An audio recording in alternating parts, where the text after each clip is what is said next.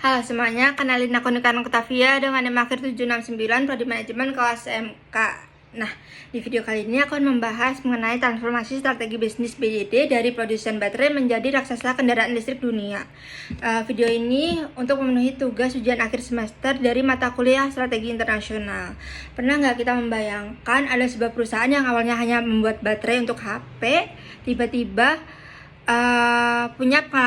tidak punya pengalaman membuat mobil, tidak dikenal di industri otomotif, bahkan namanya hampir tidak pernah terdengar di luar industri baterai. Tapi sekarang perusahaan ini tuh berhasil menjadi salah satu produsen kendaraan listrik terbesar di dunia dan mampu bersaing dengan perusahaan-perusahaan besar seperti Tesla. Perusahaan itu adalah BYD atau BYD. Ketika pertama kali mendengar perjalanan BYD, aku cukup terkejut, jujur.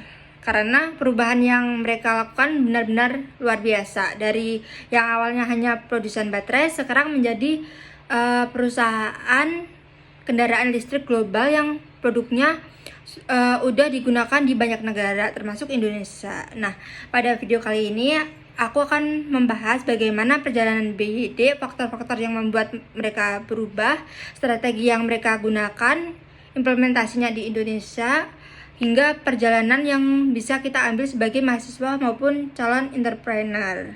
Kita mulai dari awal cerita BYD. BYD berdiri pada tahun 1995 di Shenzhen, Tiongkok oleh seorang pengusaha bernama Wang Chunfu. Kalau sekarang kita mengenal BYD karena mobil listriknya, dulu mereka sama sekali tidak bergerak di bidang otomotif. Fokus utama mereka adalah memproduksi baterai isi ulang untuk telepon seluler dan berbagai perangkat elektronik lainnya. Bisnis ini ternyata berkembang pesat. Dalam waktu yang relatif singkat, BYD berhasil menjadi salah satu produsen baterai terbesar di dunia. Sebenarnya pada saat itu posisi BYD sudah cukup nyaman. Bisnis berjalan lancar, pasar terus berkembang dan keuntungan perusahaan juga meningkat. Tetapi BYD tidak ingin berhenti atau bertahan di zona nyaman. Mereka mulai berpikir tentang peluang yang lebih besar di masa depan. Mereka melihat bahwa teknologi baterai yang mereka miliki bisa digunakan untuk sesuatu yang jauh lebih besar daripada sekedar baterai HP. Dari situlah perjalanan besar BYD dimulai. Nah, titik perubahan terbesar BYD terjadi pada tahun 2003. Saat itu mereka mengambil keputusan yang cukup berani, yaitu mengakuisisi perusahaan otomotif bernama Qinshan Automobile, dimana kalau dipikir-pikir keputusan ini tuh cukup nekat. Karena bayangin aja, perusahaan baterai tiba-tiba masuk ke industri otomotif yang sangat kompetitif. Banyak pihak yang meragukan langkah tersebut karena industri mobil membutuhkan inovasi yang besar, membutuhkan investasi yang besar, teknologi yang rumit, dan persaingan yang sangat ketat. Namun, BYD punya pandangan yang berbeda. Mereka melihat masa depan. Mereka percaya bahwa kendaraan listrik suatu saat akan menjadi bagian penting dalam kehidupan manusia. Dan karena komponen paling penting dari kendaraan listrik adalah baterai, mereka merasa memiliki keunggulan yang bisa dimanfaatkan. Kalau aku berada di posisi mereka saat itu, mungkin aku akan ragu karena belum ada jaminan kendaraan listrik akan sukses. Tapi justru karena berani mengambil resiko lebih awal, BYD berhasil mendapatkan keuntungan besar ketika pasar kendaraan listrik mulai berkembang. Pasti banyak yang bertanya-tanya mengapa BYD bertransformasi. Ada beberapa faktor yang membuat BYD akhirnya mengubah model bisnis tersebut. Faktor pertama adalah perkembangan teknologi. Sebagai produsen baterai, BYD memiliki pengalaman yang sangat kuat dalam mengembangkan teknologi energi. Keunggulan ini menjadi modal utama ketika mereka mulai mengembangkan kendaraan listrik. Lalu faktor yang kedua adalah meningkatnya kesadaran masyarakat terhadap lingkungan. Semakin banyak orang mulai mencari kendaraan yang lebih ramah lingkungan dan lebih hemat energi. Lalu yang ketiga adalah dukungan pemerintah. Banyak negara yang mulai memberikan dukungan terhadap kendaraan listrik melalui berbagai kebijakan dan insentif. Selain itu, persaingan bisnis juga menjadi alasan penting. Jika BYD hanya bertahan sebagai produsen baterai, peluang pertumbuhannya akan lebih terbatas. Karena itu mereka memilih untuk memperluas bisnis ke sektor kendaraan listrik dan energi bersih, dan ternyata keputusan yang diambil menjadi salah satu keputusan terbaik dalam sejarah perusahaan. Sekarang masuk ke visi besar di balik kesuksesan BYD. Menurut aku salah satu alasan utama keberhasilan BYD adalah karena mereka memiliki visi yang jelas.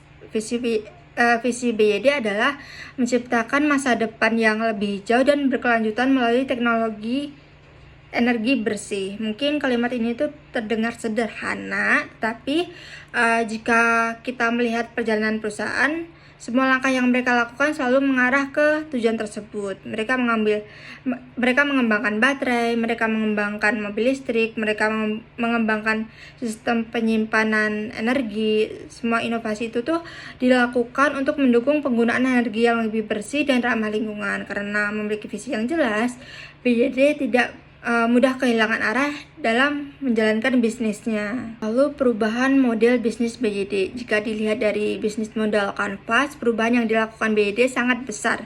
Pada awalnya pelanggan utama mereka hanyalah perusahaan elektronik. Produk yang dijual adalah baterai. Lalu sumber pendapatannya juga hanya berasal dari penjualan baterai dan komponen elektronik. Namun setelah bertransformasi, model bisnis mereka berubah total. Sekarang pelanggan BYD bukan hanya perusahaan elektronik, tapi juga masyarakat umum, perusahaan swasta, pemerintah, hingga sektor transportasi. Produk yang mereka tawarkan juga semakin beragam, mulai dari mobil listrik, kendaraan hybrid, bus listrik, teknologi baterai, hingga sistem penyimpanan energi. Menurut aku, inilah salah satu kunci keberhasilan BYD. Mereka tidak lagi bergantung pada satu produk atau satu sumber pendapatan aja. Dengan diversifikasi yang baik, bisnis mereka menjadi lebih kuat dan lebih siap menghadapi perubahan pasar. Juga produk keunggulan BYD. Salah satu keunggulan terbesar BYD adalah teknologi yang mereka miliki. Mungkin teman-teman pernah mendengar tentang blade baterai, di mana blade baterai merupakan salah satu inovasi baterai yang dikembangkan BYD dan dikenal memiliki tingkat keamanan yang tinggi serta daya tahan yang lebih baik. Selain teknologi baterai, BYD juga memiliki berbagai produk kendaraan listrik yang cukup populer. Beberapa di antaranya adalah Dolphin, Atto3, Shell, dan M6. Setiap produk memiliki target pasar yang berbeda. Ada yang bertujuan untuk penggunaan harian, ada juga yang lebih premium, dan ada juga yang dirancang untuk kebutuhan keluarga. Hal ini menunjukkan bahwa BYD berusaha menjangkau berbagai segmen pasar sekaligus. Masuk ke strategi BYD di Indonesia. Sekarang kita masuk ke Indonesia. BYD resmi memasuki pasar Indonesia pada tahun 2024. Menurut aku langkah ini sangat masuk akal karena Indonesia merupakan salah satu pasar otomotif terbesar di Asia Tenggara dan memiliki potensi yang sangat besar untuk pengembangan kendaraan listrik. BYD menghadirkan beberapa model seperti Dolphin, Atto3, dan Shell. Selain itu, mereka juga memperkenalkan BYD M6 yang dirancang sebagai kendaraan keluarga sesuai dengan kebutuhan banyak masyarakat Indonesia. Yang menarik, BYD tidak hanya menjual mobil, mereka juga berencana membangun fasilitas produksi di Indonesia. Artinya mereka ingin berinvestasi dan berkembang dalam jangka panjang. Mereka juga mendukung pembangunan ekosistem kendaraan listrik melalui kerjasama dengan berbagai pihak untuk menyediakan infrastruktur dan layanan pendukung. Dan lalu ada tantangan yang dihadapi BYD. Meski sukses, perjalanan BYD itu tidak terlalu mudah karena mereka harus menghadapi persaingan yang sangat ketat dari berbagai produsen kendaraan listrik dunia. Selain itu, kendaraan listrik juga masih menghadapi beberapa tantangan seperti harga yang relatif tinggi dan infrastruktur pengisian daya yang belum merata di semua wilayah. Namun BYD terus berupaya mengatasi tantangan tersebut melalui inovasi teknologi, peningkatan kualitas produk, serta perluasan jaringan bisnisnya. Menurut aku, keberhasilan sebuah perusahaan bukan berarti tidak pernah menghadapi masalah, justru yang membedakan adalah bagaimana mereka menghadapi dan menyelesaikan masalah tersebut. Lalu ada dampak transformasi BYD. Transformasi yang dilakukan BYD memberikan dampak yang sangat besar dari sisi finansial. Pendapatan perusahaan meningkat karena sumber pendapatannya semakin beragam. Pangsa pasar mereka juga semakin luas sehingga berhasil menjadi salah satu produsen kendaraan listrik terbesar di dunia. Lalu dari sisi non-finansial, reputasi perusahaan juga meningkat. BYD kini dikenal sebagai perusahaan yang inovatif, modern, dan berkomitmen terhadap keberlanjutan lingkungan. Salah satu kehadiran kendaraan listrik juga membantu mengurangi emisi karbon dan mendukung penggunaan energi yang lebih bersih. Lalu pelajaran yang bisa diambil adalah sebagai mahasiswa dan calon entrepreneur, ada beberapa pelajaran penting yang bisa kita ambil dari perjalanan BYD, yaitu yang pertama, jangan takut untuk berubah. Karena kadang peluang terbesar justru muncul ketika kita berani keluar dari zona nyaman. Kedua, inovasi adalah kunci keberhasilan. Dunia terus berubah dan kebutuhan konsumen juga terus berkembang. Karena itu, perusahaan harus terus berinovasi agar tetap relevan. Ketiga, penting memiliki visi jangka panjang. Karena BYD berani berinovasi di kendaraan listrik ketika pasar belum sebesar sekarang. Dan keputusan ini akhirnya membuahkan hasil yang luar biasa. Nah, jadi perjalanan BYD kita bisa melihat bahwa kesuksesan tidak datang secara instan. BYD memulai perjalanannya sebagai perusahaan baterai biasa, kemudian perlahan berkembang melalui inovasi, keberanian mengambil resiko, dan kemampuan membaca peluang di masa depan.